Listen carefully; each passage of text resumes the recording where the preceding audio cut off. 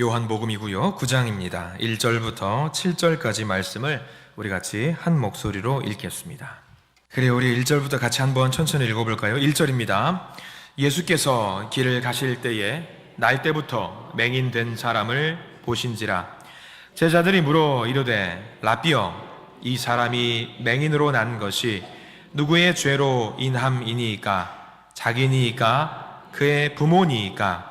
예수께서 대답하시되 이 사람이나 그 부모의 죄로이 아니라 그에게서 하나님이 하시는 일을 나타내고자 하심이라. 때가 아직 나아짐에 나를 보내신 이의 일을 우리가 하여야 하리라.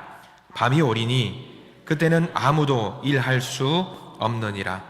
내가 세상에 있는 동안에는 세상의 빛이로라. 이 말씀을 하시고 땅에 침을 뱉어 진흙을 이겨 그의 눈에 바르시고 이르시되 실로암 못에 가서 씻으라 하시니, 실로암은 번역하면 보냄을 받았다는 뜻이라. 이에 가서 씻고 밝은 눈으로 왔더라. 아멘. 그리고 우리 함께 말씀 전에 옆 사람과 함께 인사 한번 하고 오늘 말씀을 나누기를 원합니다. 자, 왼쪽에 있는 분들 보시고 인사할까요? 저는 당신이 좋습니다. 인사하길 원합니다. 자, 오른쪽에 있는 분들 보시고요. 저는 당신이 좋습니다. 자, 앞뒤 분들 보시고요. 저는 당신이 정말 정말 좋습니다. 감사합니다. 정말 좋은 분들 감사를 드립니다. 날씨가 지난주에는 좀 많이 오락가락했어요. 아주 굉장히 더웠다가 서울에는 31도, 32도까지 찍었다고 하더라고요. 근데 하늘이 좀 흐려지더니 갑자기 추워져가지고요. 갑자기 좀 감기 걸리신 분들도 좀 계시는 것 같습니다. 이럴 때일수록 우리가 건강을 더욱더 각별히 신경 쓰시기를 부탁을 드립니다. 건강하셔야 됩니다. 세상에 마음대로 안 되는 게 건강이라고 하는데 그럼에도 불구하고 건강하시기를 소망합니다. 특별히 또 다음 주면 우리나라 대선 큰 선거가 있어요. 제가 지난번에도 한번 말씀을 드렸던 적이 있습니다. 여러분들은 정당에 속하신 분들입니다. 어떤 당에 속하신 분들이라고 말씀을 드렸죠? 예수당입니다. 우리는 예수당에 속한 분들이기 때문에 우리가 할 수 있는 것은 기도뿐입니다.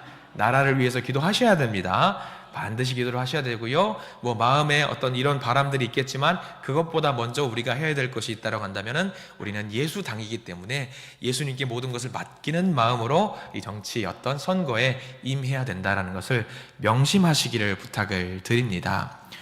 틀릴 수는 없어요. 다를 수는 있습니다. 틀린 건 아닙니다. 다를 수는 있으니까요. 우리 언제나 우리 주님께 기도하면서 다음 주에도 한 번 더 말씀을 드리겠습니다만 마음으로 이 나라를 위해서 기도해 주시기를 간절히 부탁을 드립니다. 그래요, 오늘 말씀 제목이 좀 엉뚱합니다. 과거가 발목 잡거들랑이라는 말씀을 좀 나누어 보려고 합니다.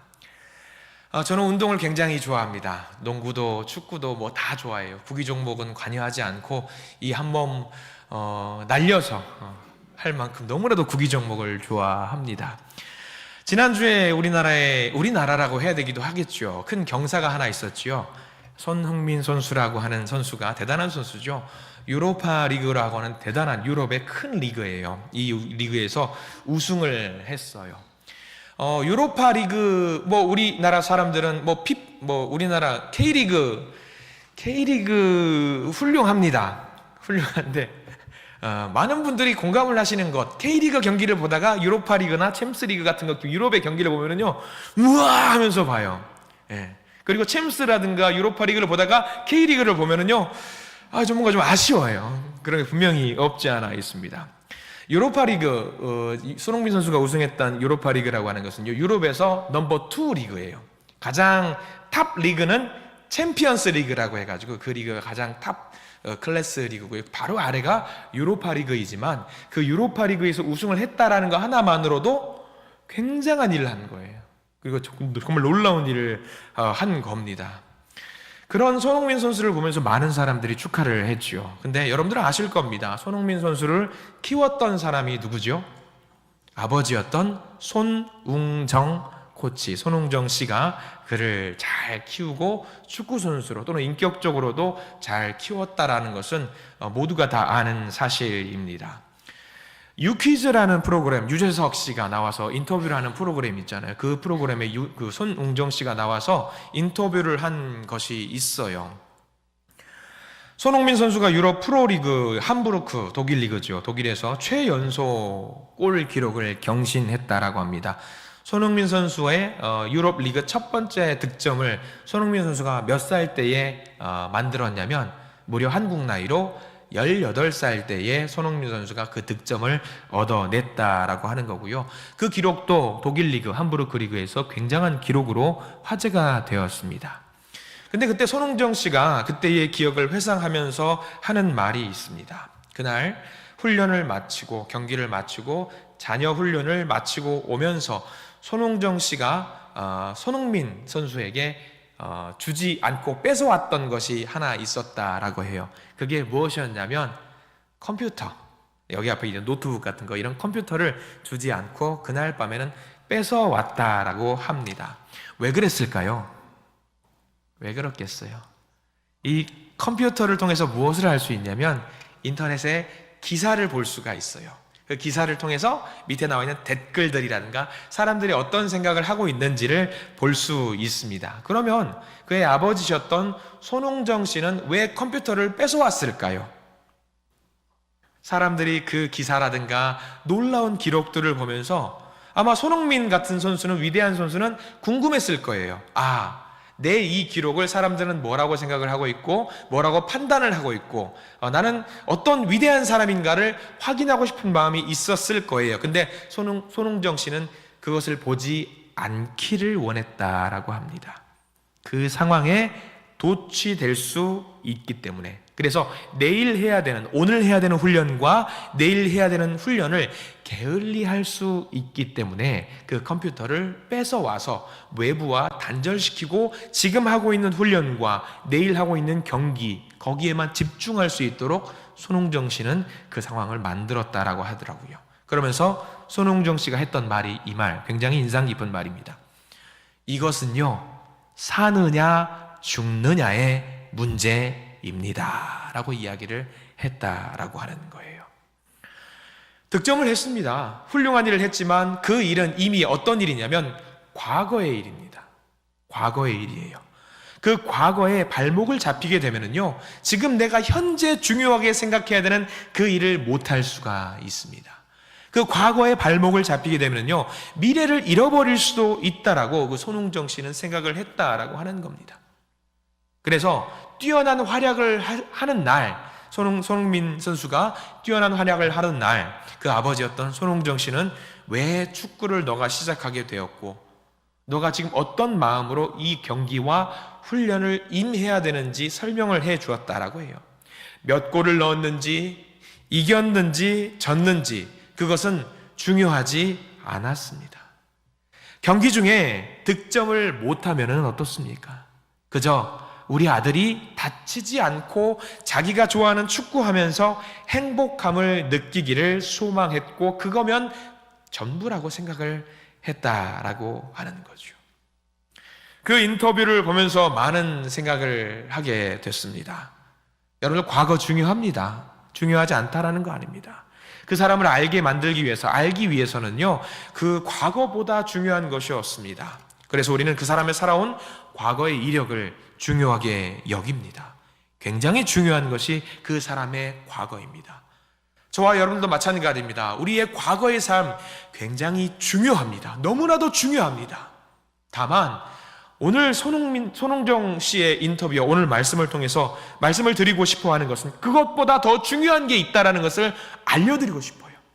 여러분들의 과거보다 더 중요한 것이 무엇이냐? 지금을 살아가는 현재, 그리고 앞으로 우리가 닥칠 미래, 이게 더 우리에게는 중요한 일입니다. 만약에 우리의 과거가 지금 현재의 삶을 발목 잡고 있다라고 한다면, 우리의 과거가 앞으로 다가올 미래를 발목 잡고 있다라고 한다면요, 그 과거는 버려야 합니다. 과거가 중요한 이유는요, 지금 현재 살고 있는 지금을 위한 것이고요, 과거가 중요한 이유는요, 우리가 앞으로 살아야 될 미래가 중요하기 때문에 과거가 중요한 겁니다. 현재, 지금, 그리고 앞으로 만날 미래, 과거의 실수를 되풀이하지 않기 위해서 현재가 중요하기 때문에 과거를 보는 것입니다. 조금 더 아름다운 미래를 준비하기 위해서 과거를 연구하고 과거에 대해서 살피는 것이지요. 그러나 그 과거가 우리가 한 걸음 한 걸음 내딛는 현재를 그리고 미래를 방해해서는 안 됩니다. 우리는 어제 실패했을 수도 있습니다. 그리고 오늘 실패를 또 할 수 있습니다. 그런데 그 어제 실패했던 것을 반성하고 정리하고 고쳐가면서 지금 현재 실패하지 않게 만들 수 있고요. 과거를 점검하면서 미래를 실패하지 않게 만들 수 있습니다. 그런데 많은 사람들이 어제 했던 실패로 인해서 도전하는 것을 두려워합니다. 중요한 것은 우리 하나님도 그것을 원하지 않으십니다. 오늘 본문은요, 나면서부터 앞을 보지 못했던 사람의 이야기입니다. 우리는 이 이야기를 너무나도 잘 알고 있습니다. 그런데 오늘은요, 이 이야기를 조금은 다른 관점을 통해서 접근해 보려고 합니다.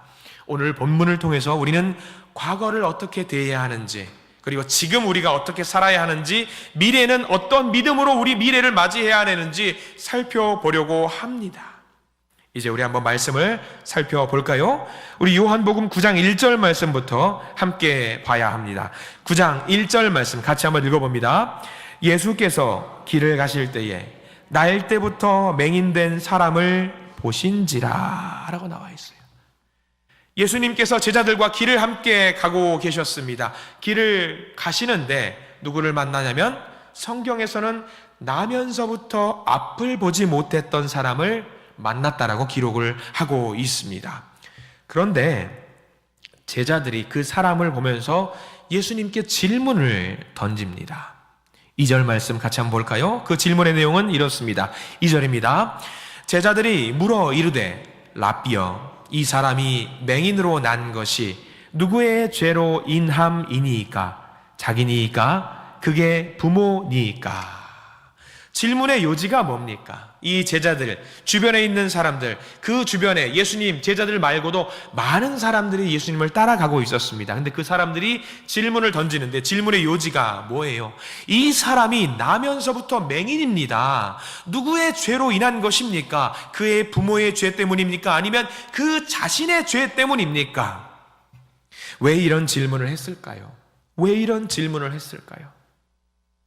유대인들은요, 어떤 사고방식을 갖고 있었냐면요, 자기들이 지금 현재 고통을 당하는 이유는요, 자기들이 무언가 잘못을 했기 때문에 이런 고통을 당하고 있다라고 생각을 하고 있었습니다. 지금 우리가 잘 되고 복을 받고 형통하면은요, 우리가 뭔가 잘했기 때문에 하나님께서 복을 주시는 것이라고 율법주의적인 사고방식을 갖고 있었습니다. 이러한 믿음의 모습을 잘 보시기 바랍니다. 왜냐하면 이 믿음의 모습이 누구의 모습과 같냐면 지금 우리들의 믿음의 모습과 많이 닮아 있습니다. 잘 생각해 보십시오. 뭔가 일이 잘 풀려요. 그러면 여러분들 뭐라고 대번에 생각하시냐면, 내가 뭔가 하나님께 칭찬을 받고 있구나, 복을 받고 있구나, 내가 뭔가 잘했구나, 그 생각을 많이들 하고 계실 겁니다. 반대로 일이 틀어졌습니다. 일이 문제가 발생을 했어요. 그럼 여러분들 제일 먼저 무슨 생각을 하시죠? 내가 하나님께 무슨 잘못을 저질렀지? 내가 뭘 잘못했지? 왜 내 기도와 소원이 이루어지지 않지? 내가 무슨 죄를 저질렀지? 여러분들 대부분 그렇게 생각하실 겁니다. 성경에 등장하는 많은 인물들이 그런 식으로 생각을 하고 판단을 하고 때로는 복을 받았다라고 생각을 하고 때로는 벌을 받았다고 생각을 합니다.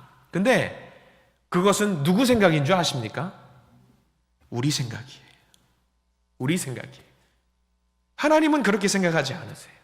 물론 그런 경우도 있습니다. 잘해서 하나님이 복을 주는 경우 분명히 있습니다. 잘못해서 벌을 주는 경우도 있습니다. 근데 우리의 삶의 전체가 다 그런 것은 아닙니다. 우리가 여러분들 명심하십시오. 복을 받고 벌을 받는 것은 누구 마음대로입니까? 하나님 마음대로입니다. 내 마음대로가 아니에요. 내 마음대로가 아닙니다. 우리들이 때로는 잘해서 상을 주시는 경우도 있어요. 잘못해서 벌을 받는 경우도 있습니다. 근데 그건 우리 마음대로 되는 것이 아니에요. 하나님은요, 하나님의 방법대로, 하나님의 방식으로 우리에게 복을 주시기도 하고 벌을 주시기도 한단 말이에요. 지금 유대인들은 율법주의적인 사고방식, 인과응보라고 하잖아요. 인과응보에 따라서 하나님을 그 잣대로 딱 맞춰가지고 하나님은 이런 분이야 라고 생각을 하고 있는 경향들이 있습니다. 오늘 우리가 보고 있는 이 나면서부터 앞을 보지 못했던 이 사람에 대해서 예수님께서는 뭐라고 접근을 하시는지 오늘은 잘 보셔야 합니다. 정확하게 예수님의 관점대로, 하나님의 관점대로 접근을 하고 있습니다. 지금 예수님의 제자들은요, 나면서부터 앞을 보지 못하는 자들에 대해서 관심과 호기심을 갖고 있습니다. 그러면서 생각합니다. 왜 이 사람이 나면서부터 앞을 보지 못하게 되었을까? 왜 이 사람이 지금 어려움을 겪고 있을까? 자기들은 무슨 생각을 하죠? 과거에 어떤 잘못이 있었어요. 과거에 무슨 어떤 문제가 있었기 때문에 이 사람이 앞을 보지 못하고 그 대답을 듣고 싶어 합니다. 예수님, 이 사람이 왜 무슨 잘못을 저질렀지요? 과거에 또는 그 부모님이 무슨 잘못을 저질렀어요? 제자들은 어디에 관심을 두고 있습니까? 이 사람의 과거에 집중하고 있습니다. 과거에. 앞을 보지 못하는 이 사람의 과거 또는 그 부모의 과거 또는 조부모의 과거에 집중하고 있습니다. 그 과거에 매여 있습니다. 그렇게 되니 그들의 시각은 보지 못하는 것들이 너무나도 많아요. 뭘 보지 못한 줄 아세요? 과거에 집착한 나머지 제자들은요, 지금 당장 고통을 당하고 있는 이 맹인의 아픔에는 단 1도 관심이 없습니다. 이 맹인이 얼마나 가슴이 찢어져 있는지 그것에는 관심이 하나도 없어요. 오로지 과거. 뭘 잘못했지?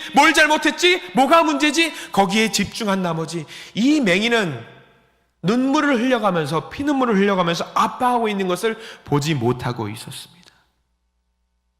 잘 보셔요. 여러분들, 앞을 보지 못했다라고 했습니다. 그러면 다른 오감은 문제가 있습니까? 없습니까? 없습니다.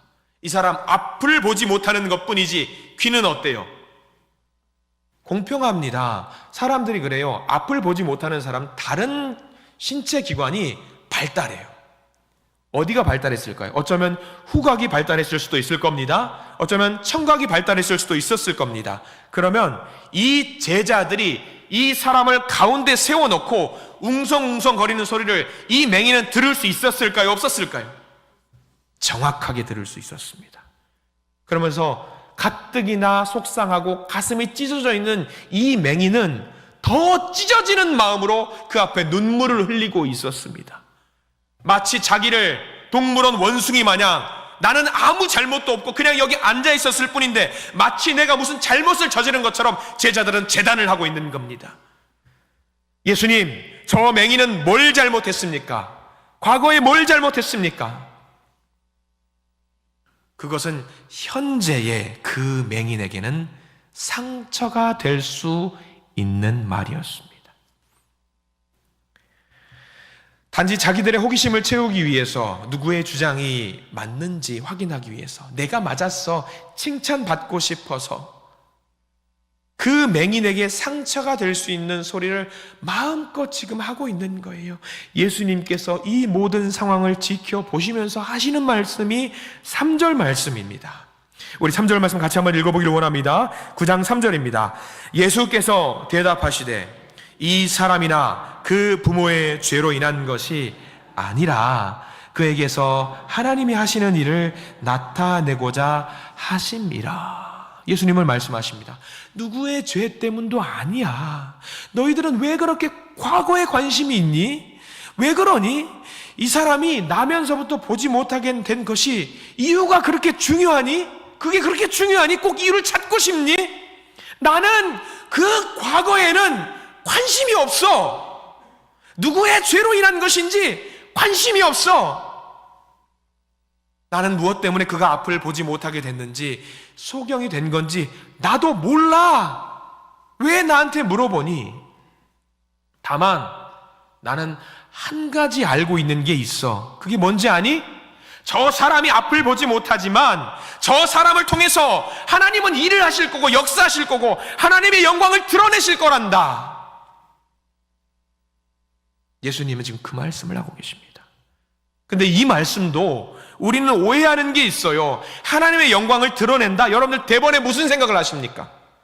영광?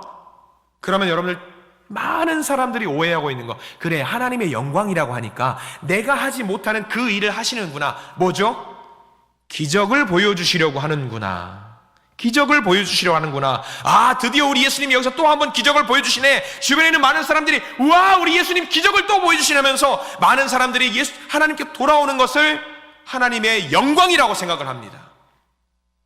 근데 그것도 맞긴 합니다. 근데 예수님은 그 영광을 말하는 게 아닙니다. 우리가 오해하면 안 됩니다. 하나님께서 만약에 영광을 드러내려고 하신 마음을 먹으시면은요, 이 맹인이 아니라 지나가는 쓰레기, 지나가는 돌조각, 우리 그 길가에 버리는 종량제 쓰레기 봉투를 가지고도 하나님은 영광을 드러내실 수 있습니다. 우리는 그거 보지 마세요. 기적 같은 거 보지 마세요. 기적 중요하지 않아요. 다르게 보셔요.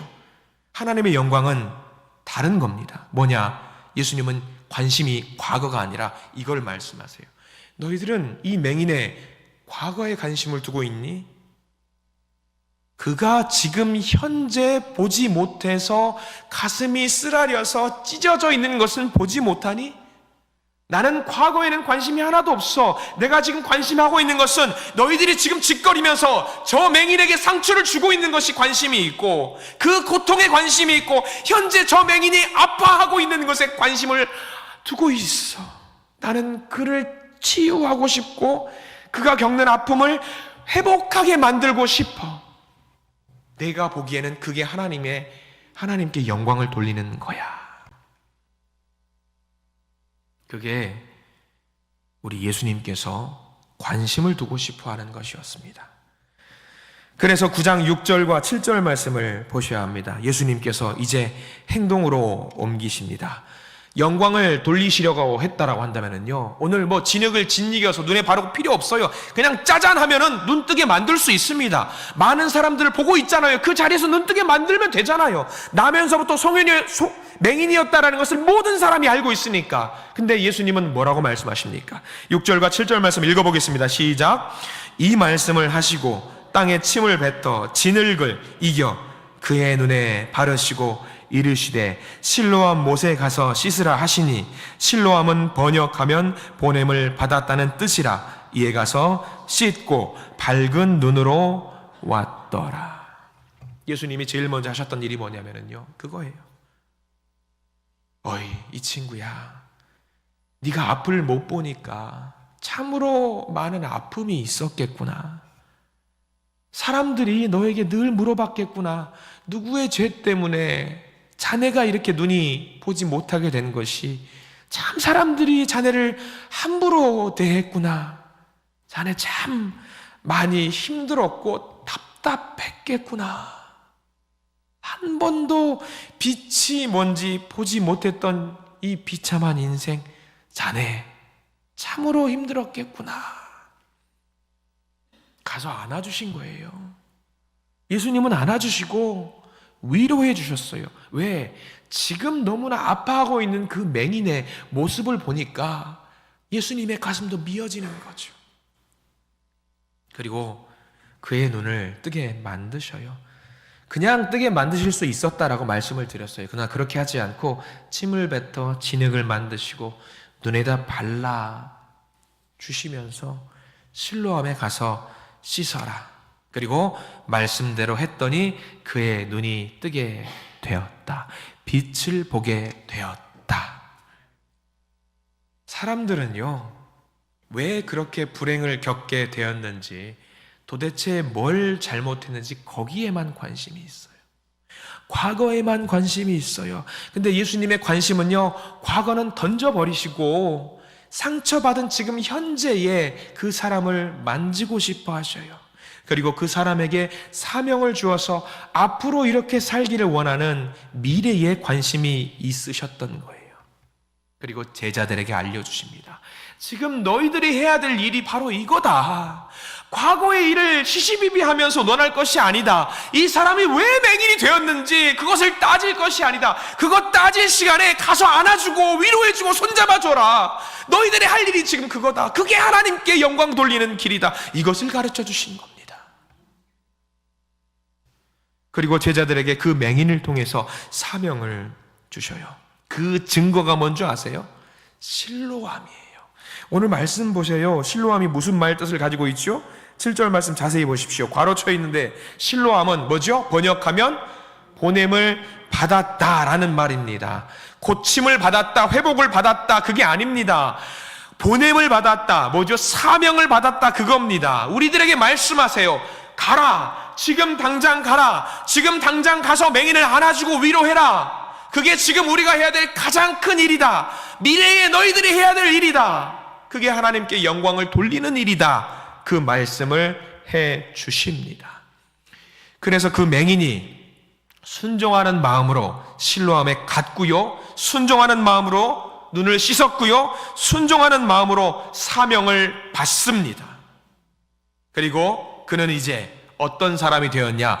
예수님을 증거하는 복음 전파자의 사명을 감당하는 자로 거듭나게 되었습니다. 이런 소중한 말씀을 주셨는데 여전히 제자들은 과거의 일에 얽매여 있어요. 근데 잘 보셔요. 이게 예수님의 제자들의 모습만이 아닙니다. 누구의 모습이에요? 우리의 모습이에요. 우리의 모습.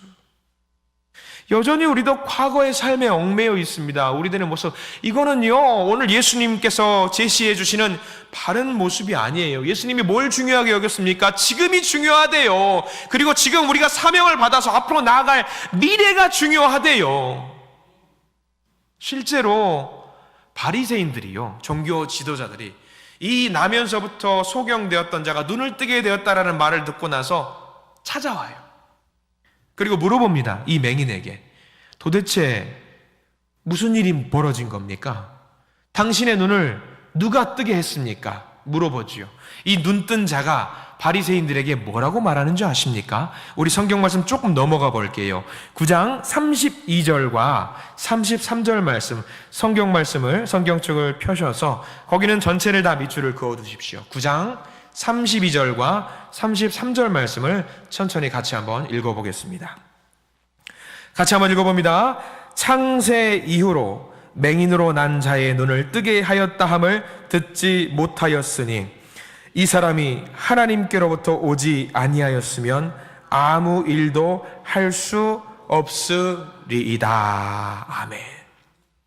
이 맹인은요, 율법과 말씀을 잘 알고 있었던 사람이에요. 비록 보지는 못했지만 주변에서 많은 사람들이 율법에 대한 이야기를 많이 해줬던, 그래서 그거를 기억으로 알고 있었던 사람인 것 같습니다. 그래서 알고 있어요. 자, 나면서부터 보지 못했던 자, 창세 이래로 나처럼 내가 처음이다. 나면서부터 앞을 보지 못했던 사람인데 나는 내가 눈을 떴다라는 기록을 율법 어디에도 찾아볼 수가 없었다. 그러면 내가 일호다. 나면서부터 맹인이었는데 눈을 떴던 사람이 일호다. 세상 누구도 이것을 고칠 수 있는 사람이 없는데 내가 고침을 받았다. 그러면 내가 일호기 때문에 내가 눈이 떠졌던 것은 누구로 인했다? 누구로 인한 것이다? 하나님으로부터 인한 것이다. 나는 그거는 알겠다. 물론 내 눈을 떠주게 한 사람이 누군진 모른다. 왜? 진흙 발라준 사람, 진흙 발랐을 때는 그때는 앞에 누군지 알아요, 몰라요? 몰라요. 예수라고 하니까 아, 그런가 보다라고 했지요. 몰라요. 이 배경 지식을 전혀 몰라요. 다만 이 사람은 알고 있는 거예요. 내가 눈을 뜨게 된 일은 하나님으로부터 온 일이다. 하나님으로부터 온 사람이 아니면 이 일이 만들어질 수 없다.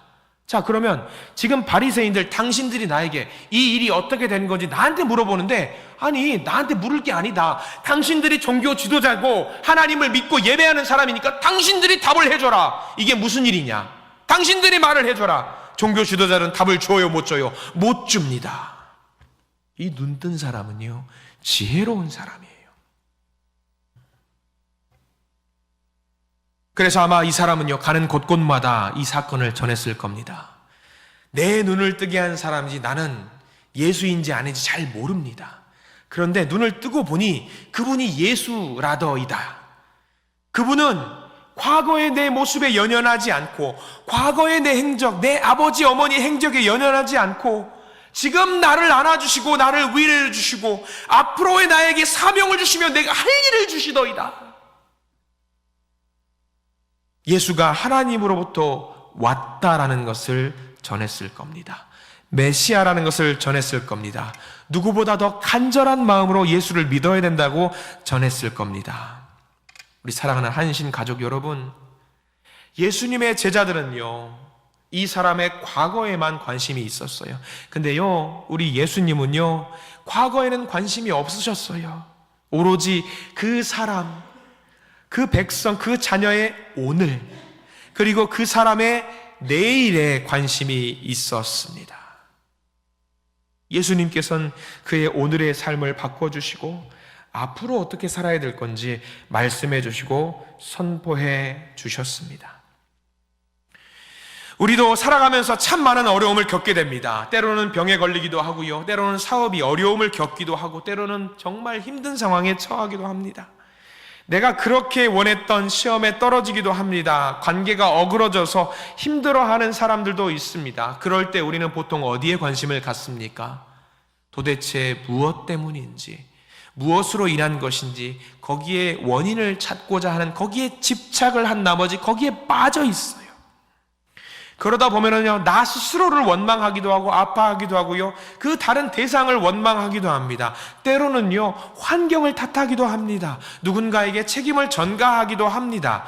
그래요, 과거의 일, 원인 찾는 거 중요합니다. 문제는 뭐냐면은요, 그 과거에 묶여서 한 걸음도 앞으로 나아가지 못한다라는 것이 문제입니다. 하나님이 지금 우리에게 뭐라고 말씀하십니까? 나는 너의 과거에는 관심이 없다. 오로지 나는 너의 지금 현재의 상황에 관심이 있다. 너 지금 많이 힘들구나. 너 많이 참 아프구나. 하나님의 관심은요, 그 상한 우리의 심령을 어떻게든 치유하고자 하셔요. 그리고 지금의 삶에 소망을 갖고 우리의 미래가 변하기를 원하십니다. 우리의 오늘이 행복하기를, 우리의 내일이 아름답기를, 거기에만 관심이 있는 분이 우리 주님이세요. 예전에 어떤 권사님이 간증했던 것이 기억이 납니다. 어떤 여자분이십니다. 50살이 훌쩍 넘으신 분이시고요, 이분에게는 큰 상처가 있으셨다고 합니다. 어렸을 때에 동네 오빠에게 성폭행을 당했다라고 해요.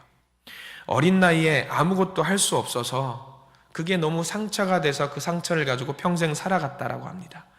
평생 어떤 마음을 갖고 살아갔냐면 복수하고 싶은 마음. 그래서 날마다 품에 칼을 가지고 다녔대요. 내가 저 사람에게 반드시 복수해야지. 저 사람 혼쭐을 내야지.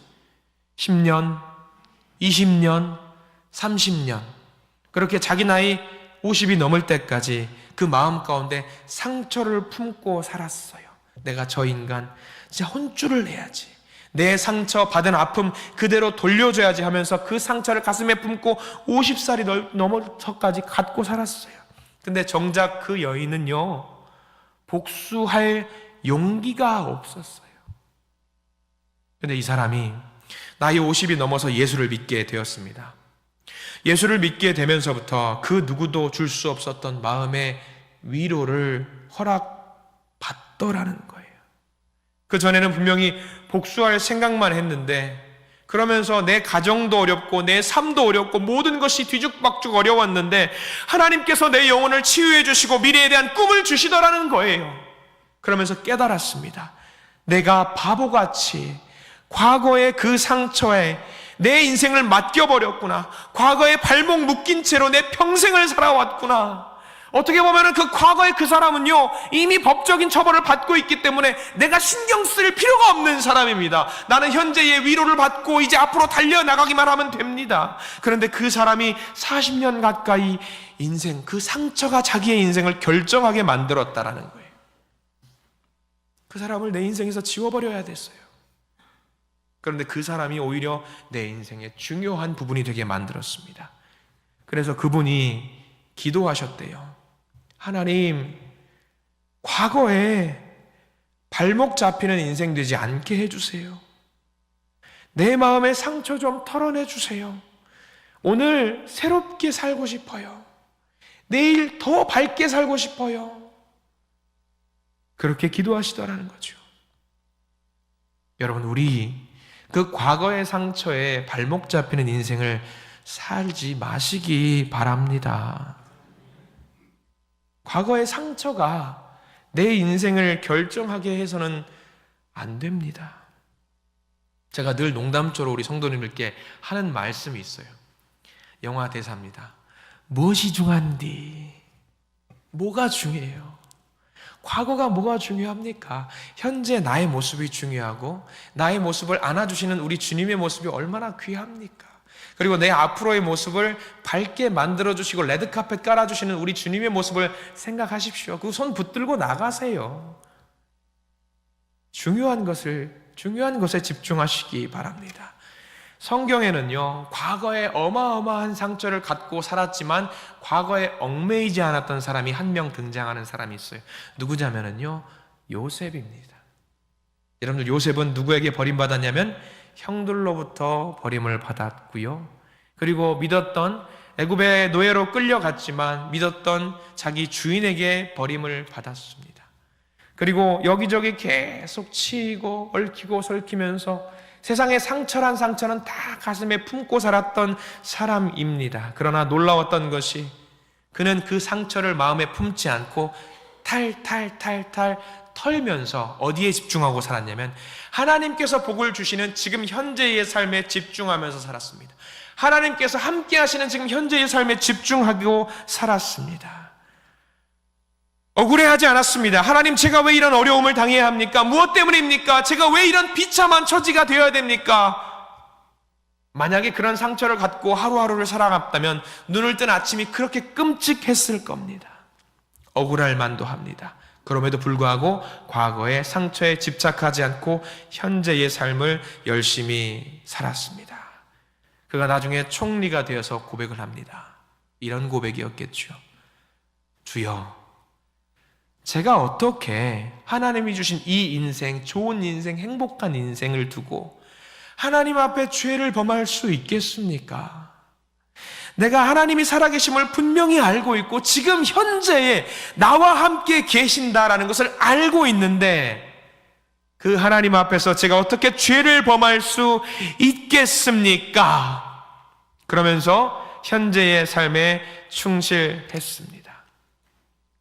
오늘은요, 요한복음 9장 말씀과 함께 성경 말씀 하나만 더 찾아보려고 합니다. 예레미야 29장 11절 말씀이거든요. 화면으로 띄워드릴 텐데 혹시라도 메모가 가능하신 분들은 요한복음 9장 옆에 메모를 같이 해두시면 좋을 것 같아요. 한번 읽어보겠습니다. 예레미야 29장 11절 함께 읽습니다. 여호와의 말씀이니라. 너희를 향한 나의 생각을 내가 아나니 평안이요 재앙이 아니니라. 너희에게 미래와 희망을 주는 것이니라. 아멘. 우리 주님께서 뭘 주신다고요? 평안을 주신대요. 재앙이 아니라십니다. 너희에게 무엇을 주신다고요? 미래와 희망을 주신다라고 합니다. 우리에게 주시는 말씀이에요. 우리에게 주시는. 과거에 연연했다면 요셉도 쓰러졌을 겁니다. 그러나 과거에 연연하지 않았습니다. 요셉을 요셉되게 한 것이 무엇이죠? 하나님의 선하심을 믿는 겁니다. 여러분들, 하나님의 선하심을 믿으시기를 바랍니다. 여러분들 누군지 아세요? 여러분들은요, 하나님의 자녀입니다. 여러분들 하나님의 자녀로 만드신 분이 누구신 줄 아세요? 하나님이십니다. 그럼 우리가 어떤 삶을 살아야 될까요? 앞으로 내게 주신 그 삶을, 내 미래를, 밝음을 바라보면서 과거에 발목 잡히는 인생 살지 마시기 바랍니다. 제가 늘 말씀드리는 것이 하나 있습니다. 여러분들의 인생의 가장 찬란한 그 시기는요, 가장 밝은 때는요, 가장 행복한 때는요, 죄송합니다, 아직 오지 않았습니다. 앞으로 올 겁니다. 지금 혹시라도 여러분들이 살면서 나는 그때가 가장 좋았어? 아니요. 그때보다 더 좋은 때가 앞으로 주어질 겁니다. 하나님은 우리의 미래에 집중하고 계시기 때문입니다. 하나님을 신뢰하십시오. 그의 죄도 아니고요, 그의 부모의 죄도 아닙니다. 그저 하나님의 영광은 무엇이냐면 지금 현재에 안아주는 거고요, 지금 현재에 받은 상처를 달래주시는 거고요, 앞으로의 우리에게 주신 그 미래를 밝게 만들어주시는 것이 하나님께서 우리에게 보여주시는 놀라운 영광입니다. 그 영광을 기대하시기 바랍니다. 지금 주어지는 그 기적 같은 일 하나에 집중하지 마세요. 하나님은요, 기적 같은 거 관심도 없으세요. 세상 사람들은 기적에 관심을 갖죠. 아닙니다. 나를 통해서 보여주시는 하나님의 놀라운 일을 기대하십시오. 한 주 동안 우리에게 주신 놀라운 삶이 있을 겁니다. 이 한 주간의 삶도 얼마나 기쁜 일이 있을지 기대하십시오. 기대하신 만큼 하나님은 놀라운 위로와 안아주심이 있을 줄 믿습니다. 하나님이 오늘 나를 치유하신 은혜를 경험하면서 이제 하나님이 앞으로 내 인생을 통해 이루어 가실 일들을 기대하면서 살아가시는 우리 모든 믿음의 성도님들이 되시기를 간절히 축원합니다. 기도하겠습니다.